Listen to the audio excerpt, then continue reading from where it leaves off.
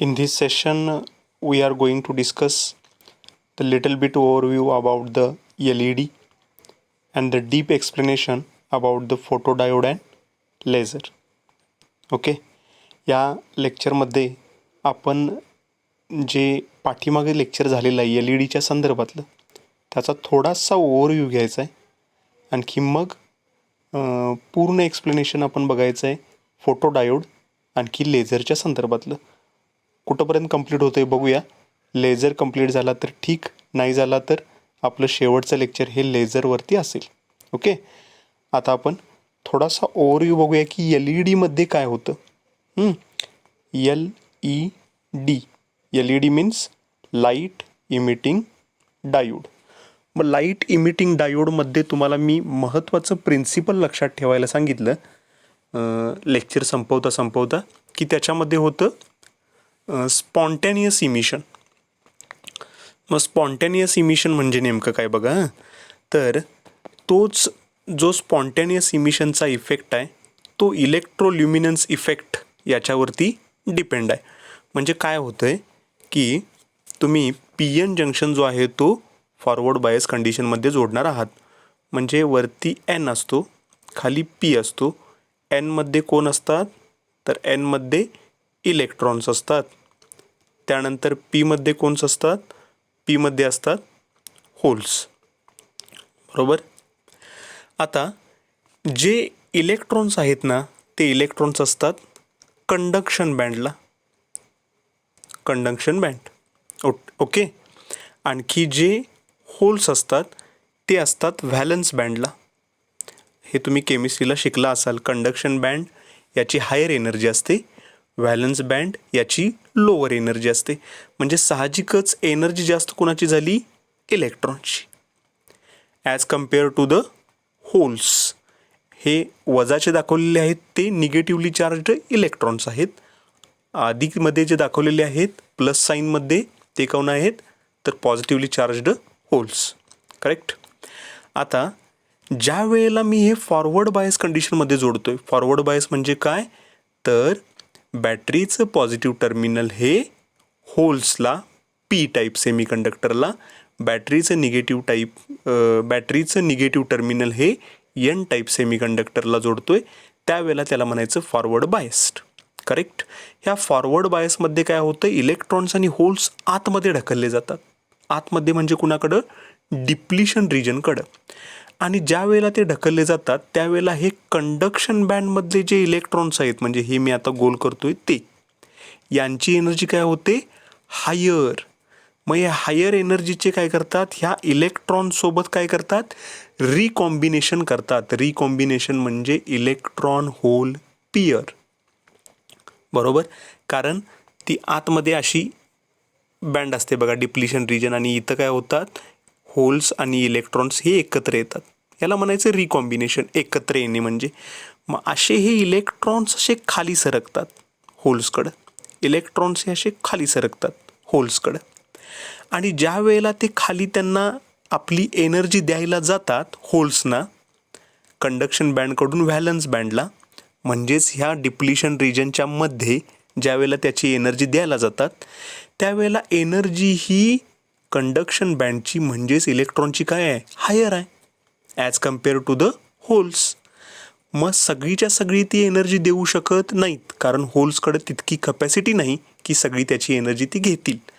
मग शिल्लक राहिलेली एनर्जी काय होते, शिल्लक राहिलेली एनर्जी ही मी आता ॲरो दाखवला आहे बघा, ह्या ॲरोच्या स्वरूपात, लाईटच्या स्वरूपात बाहेर पडते. म्हणजेच त्याला म्हणायचं फोटॉन. बरोबर.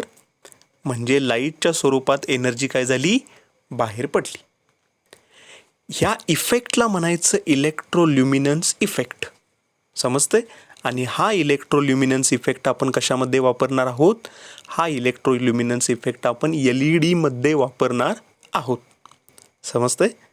एल ई डीबद्दलचा आणखी एक स्पॉन्टॅनियस इमिशन पार्ट आहे, तो आपण लेझरमध्ये कवर करूया. तिथं आपण स्टिम्युलेटेड इमिशन पण बघायचं आहे, स्पॉन्टॅनियस इमिशन पण बघायचं आहे. म्हणजे तुम्हाला अगदी क्लिअर होऊन जाईल की बाबा लेझरची लाईट ही जास्त ब्राईटनेसची का असते as compared to the L E D.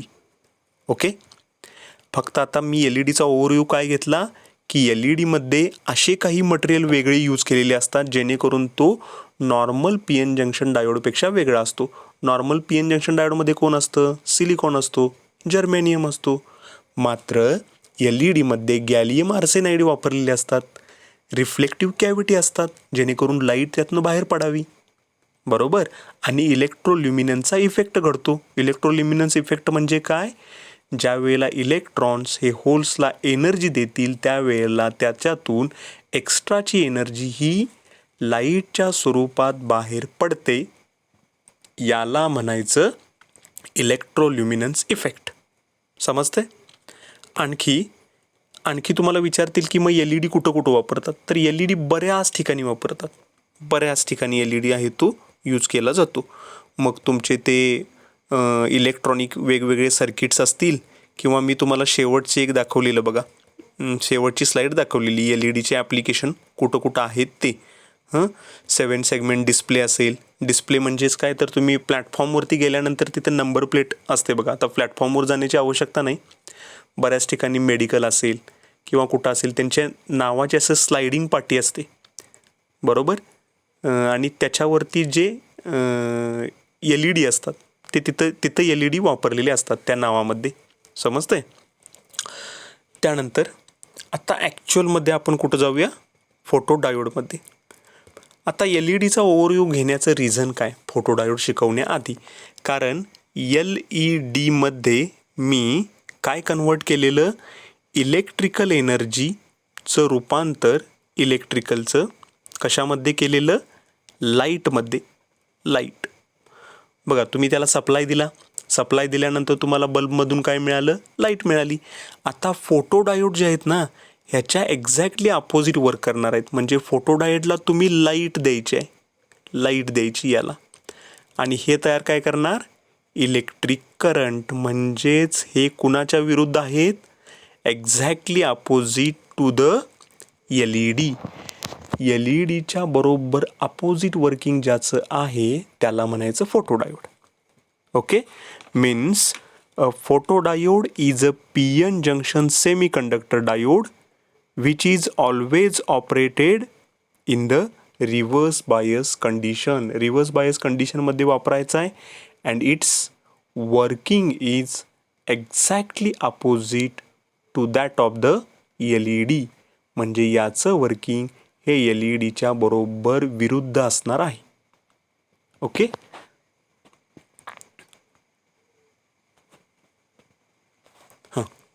The photodiode is a device that operates in reverse bias. Reverse bias कसं कनेक्शन करायचं आहे मी तुम्हाला दाखवतो पुढं स्लाईडमध्ये. फक्त आता त्याचा हा सिम्बॉल लक्षात ठेवा. आता एल ई डीचा सिम्बॉल तुम्ही बघितलेला. एल ई डीचा कसा काढायचा सिम्बॉल? तर नॉर्मल पी एन जंक्शन आणि ॲरो वर जाणारे. हे वर जाणारे ॲरो काय दाखवतात? लाईट बाहेर फेकली गेली, लाईट इमिट झाली. म्हणजे यानं सोर्स म्हणून काम केलं. सोर्स म्हणजे लाईट जनरेटर, लाईट तयार करणारा. आणि याच्या वरती लाईट पडत आहे बघा. फोटोडायोडचा सिम्बॉल कसा आहे? फोटोडायोडचा सिम्बॉल असाच, फक्त ते ॲरो कसे दाखवायचे? खाली. म्हणजे याच्या वरती लाईट पडणार आहे. म्हणजे हा कोण काम करणार? डिटेक्टर म्हणून डिटेक्ट करणार, लाईट डिटेक्टर. आणि लाईट म्हणजेच हा लाईट जनरेटर आणि हा light detector. L E D हा लाईट जनरेटर, लाईट तयार केली. आणि फोटोडायोड काय करतोय? ती लाईट जनरेट ज्यानं केलेली आहे ती शोषून घ्यायचं काम करतोय, ॲब्सॉर्ब करतोय, रिसीव करतोय. म्हणजे आपण असं म्हणू शकतो ट्रान्समीटर आणि रिसिव्हर. एल ई डी हा लाईटचा ट्रान्समीटर आहे, लाईट तो पाठवतो. आणि लाईट रिसीव्ह करायचं काम कोण करतोय? फोटोडायोड. म्हणून त्यांचे सिम्बॉल ॲरो वेगळे दाखवायचे. वरती जाणारे ॲरो कुणासाठी? एल ई डीसाठी. खालती येणारे ॲरो कुणासाठी? फोटोडायोडसाठी. क्लिअर? आता फोटोडायोडचं जे एक्सप्लेनेशन आहे ते मी तुम्हाला पुढं डायग्रॅममध्ये आणखी चांगल्या प्रकारे एक्सप्लेन करतो. हे फोटोडायोड तुम्हाला ज्या वेळेला आपण यूज करतोय बघा लॅबमध्ये, त्यावेळेला ॲक्च्युअलमध्ये हे फोटोडायोड असे असतात. फोटोडायोड हे काय करतात? तर फोटो ॲब्सॉर्ब करतात, फोटो डिटेक्ट करतात. फोटो म्हणजे फोटॉन, फोटॉन म्हणजे लाईट. ओके, म्हणजे आता हे काय करणार आहेत, लाईट ॲब्सॉर्ब करणार आहेत आणि त्या लाईटचं कन्व्हर्जन ते कशामध्ये करणार, इलेक्ट्रिकल एनर्जीमध्ये. ओके, हां. आत्ता ॲक्च्युअलमध्ये मी तुम्हाला सांगतो की हे आपण काय केलेलं आहे. पहिला पॉईंट काय सांगतोय बघा, एक सेकंद.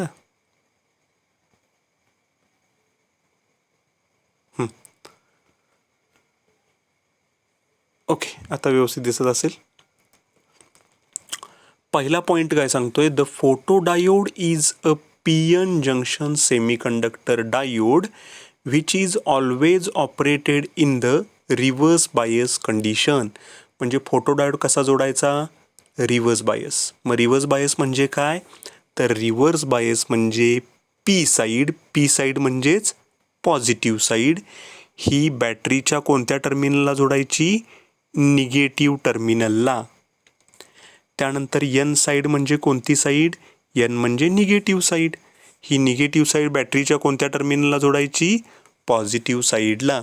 असं एक्झॅक्टली अपोजिट जर कनेक्शन असेल तर त्याला म्हणायचं रिव्हर्स बायस. तसंच केलंय ना, बरोबर. चला, त्यानंतर नेक्स्ट पॉईंट काय सांगतोय, the construction of photodiode and it's circuit symbol is shown in figure. आता आपण त्याचं कन्स्ट्रक्शन बघितलं आणि हा सिम्बॉल मी तुम्हाला आत्ताच सिम्बॉल एक्सप्लेन करून सांगितला की काय करायचे, ॲरो आहेत ते खाली दाखवायचे.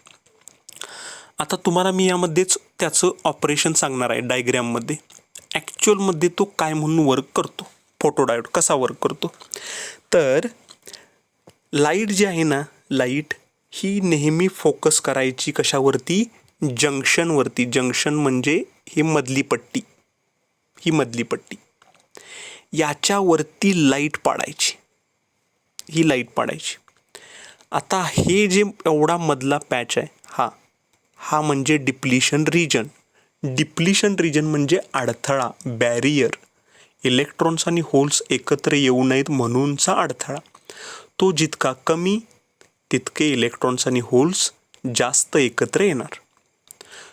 तो डिप्लिशन रिजन जितका जास्त त्या तितका इलेक्ट्रॉन आणि होल एकत्र येणार नाहीत. बरोबर. फॉरवर्ड बायसला ते डिप्लिशन रिजन कमी असतं, रिव्हर्स बायसला डिप्लिशन रिजन जास्त असतं. आता हे डिप्लिशन रिजन जास्त झाल्यामुळं तुम्ही याच्यावरती काय केला, लाईट पाडला. लाईट काय करते, आपली एनर्जी, हे पी साईडला कोण आहेत, होल्स आहेत.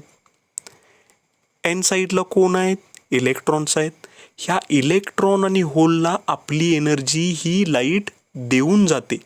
म्हणते की माझी एक्स्ट्राची जी एनर्जी आहे फोटॉनची म्हणजे लाईटची, ही तुम्ही घ्या. आणि त्यामुळं इथं काय होतं, रिकॉम्बिनेशन घडून येतं.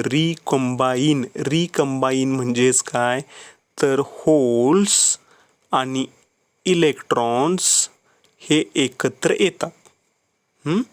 होल्स आणि इलेक्ट्रॉन्स म्हणजेच मी करतो वजा आणि अधिक, होल्स आणि इलेक्ट्रॉन्स. हे एक भरीव दाखवला आहे आणि एक मोकळा दाखवला आहे. मोकळा जो आहे तो कोण, मोकळा आहे तो होल्स, भरीव आहे तो इलेक्ट्रॉन. हे एकत्र येणे म्हणजे रिकॉम्बिनेशन होणे. आणि हे रिकॉम्बिनेशन घडलं की मगच करंट फ्लो होतो.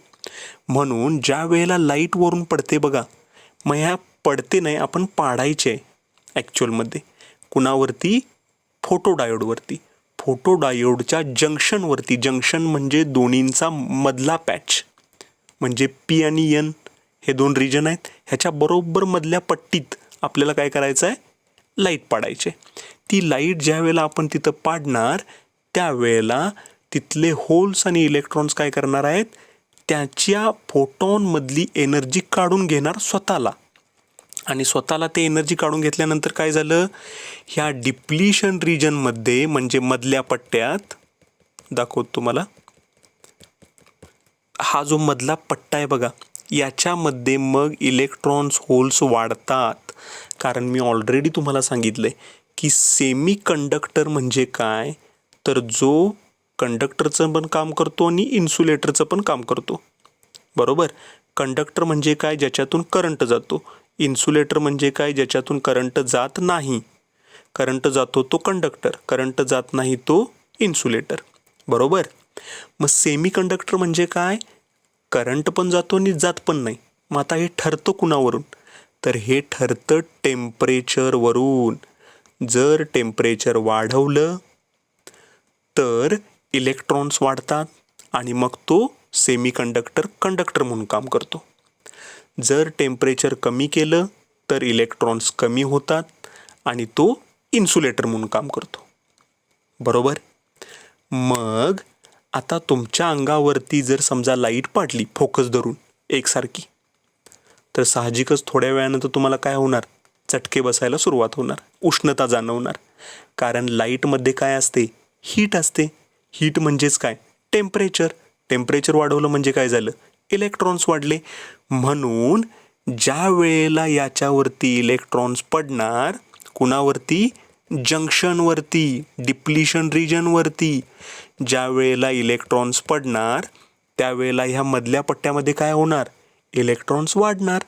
आणि साहजिकच इलेक्ट्रॉन्स वाढले म्हणजे करंट फ्लो व्हायला सुरुवात झाली. म्हणजेच फोटोडायोडने काय केलं?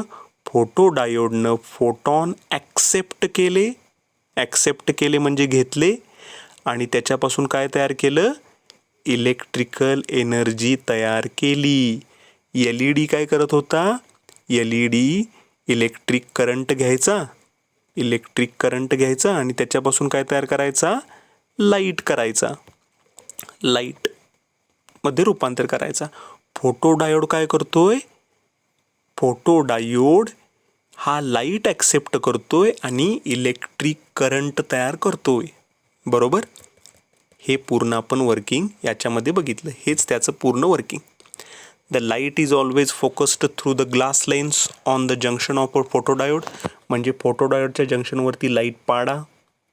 As the photodiode is a reverse bias, depletion region ही वाईड असणार. वाईड म्हणजे मोठी, मी ऑलरेडी तुम्हाला सांगितलं. आणि ज्या वेळेला photon incident on the depletion region, ते त्याची एनर्जी कुणाला देणार? इलेक्ट्रॉन होल पेअरला. आणि त्याची एनर्जी इलेक्ट्रॉन होल पेअरला दिली की काय होणार? करंट फ्लो व्हायला चालू होणार. कारण मला एक सांगा, तुमच्याजवळ काय सांगितलं तुम्हाला की तुमच्याजवळ एक 100 रुपये आहेत. बरोबर.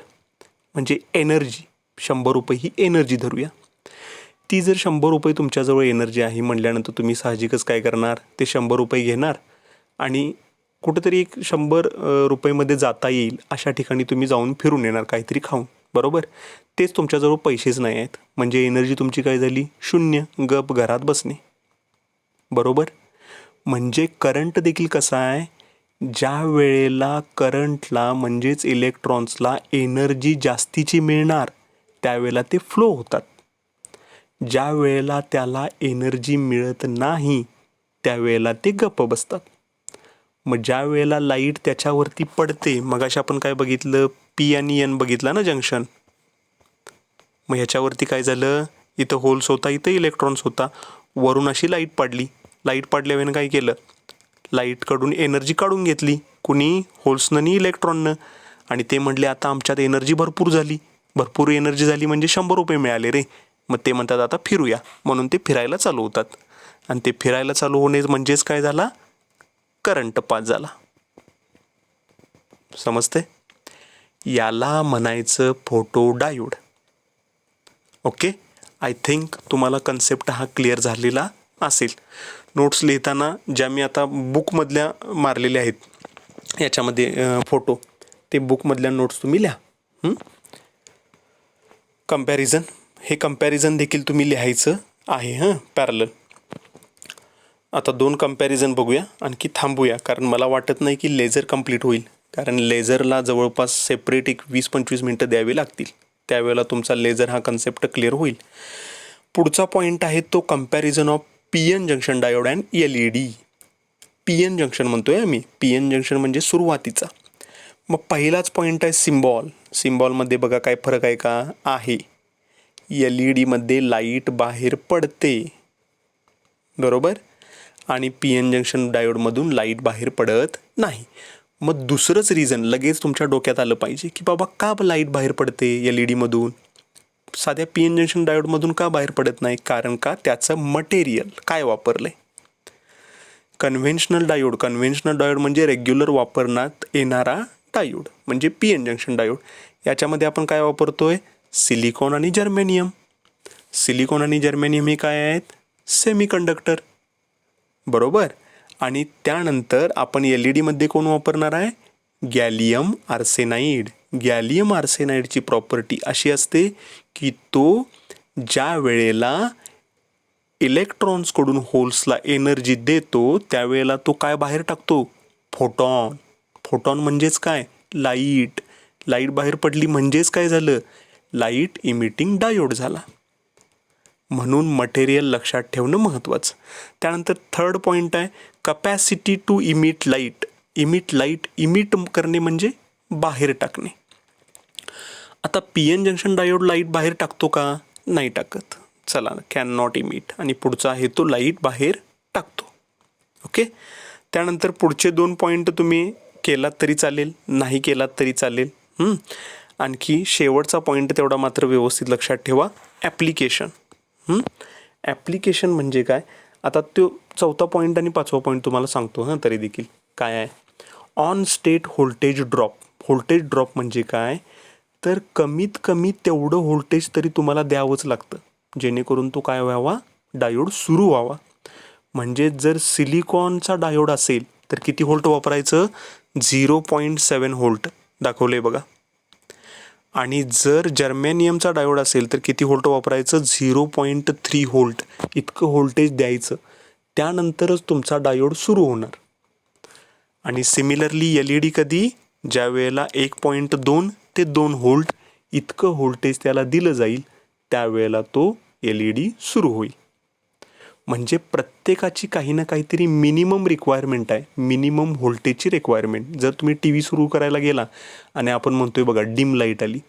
डिम लाईट आली म्हणजेच काय? तर लाईट इतकी कॅपेबल नाही की ती TV सुरू करू शकेल. म्हणजे 230 व्होल्टला जर TV सुरू होत असेल आणि लाईट घरामध्ये आलेली 100 व्होल्टच आहे, TV सुरू होईल का? नाही. म्हणजे मिनिमम व्होल्टेज काही ना काहीतरी लागणार ना, ते 230 व्होल्ट आहे. ओके. त्यानंतर शेवटचा पॉईंट आहे तो ॲप्लिकेशन. कुठं कुठं वापरले जातात? साहजिकच पी एन जंक्शन डायोड कुठं वापरतात? रेक्टिफायरमध्ये, क्लिपरमध्ये, क्लॅम्परमध्ये. क्लॅम्पर हे तुम्हाला पॉईंट नाही आहेत, पूर्ण सिलेबसमध्ये कुठंच नाही आहेत. क्लिपर म्हणजे काय सांगतो तरी देखील तुम्हाला. समजा एखादा AC सप्लाय दिला आहे असा. ACमध्ये काय आहे? एक पॉझिटिव्ह सप्लाय आहे, एक निगेटिव्ह सप्लाय आहे. म्हणजे एक पॉझिटिव्ह हाफ सायकल आहे, एक निगेटिव्ह हाफ सायकल आहे. क्लिप करणे म्हणजे काय? क्लिप म्हणजे हा पूर्णच्या पूर्ण पार्टच उडवून टाकायचा, कटच करायचा. क्लिप केला. कुठला क्लिप केला? पॉझिटिव्ह पार्ट क्लिप केला. चला, मी म्हटलं की याला निगेटिव्ह क्लिपर म्हणून वापरा, तर तुम्ही काय करणार? हा निगेटिव्ह पार्ट उडवून टाकणार पूर्ण. समजलं का? हा पूर्ण काढून टाकायचा. क्लिप म्हणजे काय? क्लिप म्हणजे पूर्ण पॉझिटिव्ह किंवा पूर्ण निगेटिव्ह हा काढून टाकणे. आता क्लॅम्प म्हणजे काय? क्लॅम्प म्हणजे पॉझिटिव्ह क्लॅम्पर म्हणजेच काय? तर ही अशीच वेव आहे. ह्यातला थोडासा पार्ट काढून टाका. म्हणजे हा आता वरचा पार्ट मी काढला, ह्याला म्हणायचं पॉझिटिव्ह क्लॅम्पर. निगेटिव्ह क्लॅम्पर म्हणजे काय? निगेटिव्हमधला थोडासा पार्ट काढून टाका. म्हणजेच पूर्णच्या पूर्ण भाग काढून टाकणे याला क्लिपर म्हणायचं. आणि पूर्णच्या पूर्ण भाग न काढता त्याचा थोडासा पार्ट, थोडासा हा काढून टाकणे याला क्लॅम्पर म्हणायचं. समजते? तिथं आपण काय वापरणार आहे? Regular diode. आणि LED आपण ऑलरेडी बरेच ॲप्लिकेशन बघितलेले आहेत. LED आहे तो डिस्प्लेमध्ये वापरतात. 7 सेगमेंट डिस्प्ले असू दे, ऑप्टो कपलर्स असू देत, जिथं लाईट असेल तिथं सगळीकडे LED हा वापरलेला असतो. त्यानंतर पुढचं आणखी एक महत्त्वाचं कंपॅरिझन ते म्हणजे कोणतं? तर LED अँड फोटोडायोड याच्यामधलं कंपॅरिझन. आता LED अँड फोटोडायोड नावामध्येच आहे.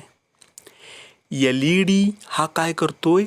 लाईट जनरेट करतोय, लाईट इमिट करतोय. पहिला पॉईंट, लाईट इमिटिंग डिव्हाइस. आणि फोटोडायोड काय करतोय? त्यानं जी लाईट तयार केली ना ती शोषून घ्यायचं काम करतोय. म्हणजे लाईट डिटेक्टिंग डिव्हाइस. बरोबर. आता LED काय करतोय, तर LED हा एका एनर्जीचं कन्व्हर्जन दुसऱ्या एनर्जीत. मग एक एनर्जी कुठली, इलेक्ट्रिक सप्लायचं कन्व्हर्जन कशात केलं त्यानं, लाईटमध्ये. म्हणजेच electrical energy is converted into the light. तेच फोटोडायोड काय करायला लागलाय, त्याच्या विरुद्ध. Electrical supply is converted into the light is converted into the electric supply. बरोबर. लाईटचं कन्व्हर्जन इलेक्ट्रिक सप्लायमध्ये केलं. LED कसा वापरायचा, फॉरवर्ड बायसमध्ये. फॉरवर्ड बायस म्हणजेच पॉझिटिव्हचं पॉझिटिव्हला, निगेटिव्हचं निगेटिव्हला. आणि फोटोडायोड कसा वापरायचा, रिव्हर्स बायस. रिव्हर्स बायस म्हणजे पॉझिटिव्हचं टोक निगेटिव्हला, निगेटिव्हचं टोक पॉझिटिव्हला. LED मध्ये कोणकोणतं मटेरियल वापरलेलं असतं, मगाशीच बघितलं गॅलियम आर्सेनाइड. फोटोडायोडमध्ये मात्र सिलिकॉन वापरलेला असतो, फक्त सिलिकॉन. म्हणजे प्युअर सेमीकंडक्टर, प्युअर. ओके. आता 5वा पॉईंट काय सांगतोय, 5वा पॉईंट 6 हे जे आहे ते त्याचे वर्किंग आहेत ॲक्च्युली सगळे. पण तुम्ही हे आता हे वर्किंगचे पॉईंट लक्षात न ठेवता फक्त हा 7वा आणि 8वा म्हणजे सर्किट सिम्बॉल आणि ॲप्लिकेशन एवढे लक्षात ठेवलात तरी चालेल. बरोबर. सर्किट सिम्बॉल, ॲप्लिकेशन काय दोन्हीचे मी तुम्हाला दिलेले आहेत. फोटोडायोडचं देखील ॲप्लिकेशन बरेच आहेत. CD प्लेअरमध्ये वापरतात, लाईट डिटेक्टरमध्ये वापरतात, कॅमेरामध्ये वापरतात, ऑब्जेक्ट काउंटिंग सिस्टीममध्ये वापरतात. ऑब्जेक्ट काउंटिंग म्हणजे आपण ह्याच्यामध्ये बघतोय बघा, डीमार्टमध्ये काहीतरी आपण वस्तू टाकली की ती लगेच स्कॅन करतात बघा आणि त्याची किंमत किती आहे मग चेक करतात आणि पुढं पाठवतात. तिथं फोटोडायोड असतो. समजतंय.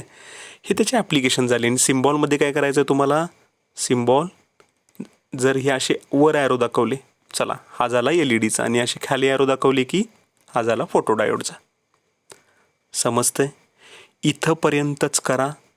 दोन्ही कंपॅरिझनचे चार्ट काढा, LED फोटोडायोडचा, LED PN जंक्शनचा. सगळा मी ओव्हरव्ह्यू घेतलेला आहे यामध्ये, LEDचा पूर्ण, आणखी फोटोडायोडचा देखील. जे बुकमधले फोटो काढून लावलेले आहेत ते तुम्ही लिहून घ्या. एक्स्ट्राची इन्फॉर्मेशन म्हणून त्या PPT केलेल्या आहेत, त्याच्यातलं देखील काही पॉईंट तुम्हाला महत्त्वाचा वाटला तर लिहून घ्या. अदरवाईज ते काही इतकं आवश्यक नाही आहे. समजते. राहिलेला जो पार्ट आहे आता आपला फक्त लेझर डायोड आणि पॉवर डायोड. पॉवर डायोड म्हणजे PN जंक्शन डायोडच असतो, फक्त पॉवर त्याची जास्त असते, बाकी काही नाही. म्हणजे महत्त्वाचा पार्ट मेजर कुठला राहिला आहे, लेझर, LASER. हा पॉईंट जो आहे तो आपण नेक्स्ट लेक्चरला घेऊया. तिथं आपला हा चॅप्टर कंप्लीट होतोय. म्हणजे आपले युनिट 1 आणि युनिट 2 हे दोन्ही कंप्लीट होतात, ज्याच्यावरती आपण युनिट टेस्ट फर्स्ट घेणार आहोत. समजते. काही विद्यार्थी फक्त नोट्स काढून पाठवत आहेत, बाकीचे अजूनही पाठवत नाहीत. त्यांनी वेळेत तुमच्या नोट्स कंप्लीट करून पाठवत जावा, कारण त्यांचा रेग्युलर फॉलोअप आम्ही घेत आहोत. वेगळी वही घालून त्याच्यावरती तुमचे अटेंडन्स, कोण नोट्स पाठवतोय कोण नाही पाठवत हे सगळं लिहिलेलं आहे. ओके. त्यामुळं ज्या वेळेला कधी तुमचं इव्हॅल्युएशन होईल त्यावेळेला ह्या सगळ्या घटकांचा विचार केला जाईल आणि मगच मार्क दिले जातील. जर हलगर्जीपणा असेल तर खरोखर ओरल देखील तुमची बॅक ठेवली जाईल. ओके. त्यामुळं केअरफुल राहा आणि नोट्स लेक्चर बघत नोट्स देखील लिहा, कंप्लीट करा, नोटबुक कंप्लीट करा, असाइनमेंट कंप्लीट करा, पॅरलल युनिट टेस्टचा अभ्यास देखील चालू ठेवा. ओके. थांबूया आपण इथं.